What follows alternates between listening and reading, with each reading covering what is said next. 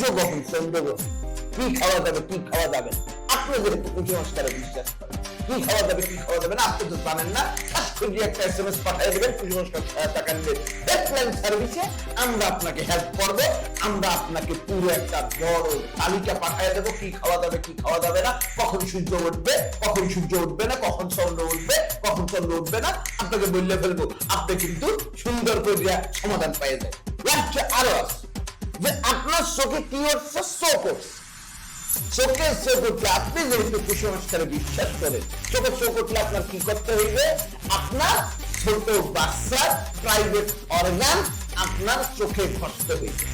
এখন আপনি তো ছোট বাচ্চা খুঁজে পাইতে আছেন, ছোট বাচ্চা যাও পাইতে আছেন, সে মান সম্মানের টাওয়ারের কারণে সে আপনাকে দিতে রাজি হইতে আসে না।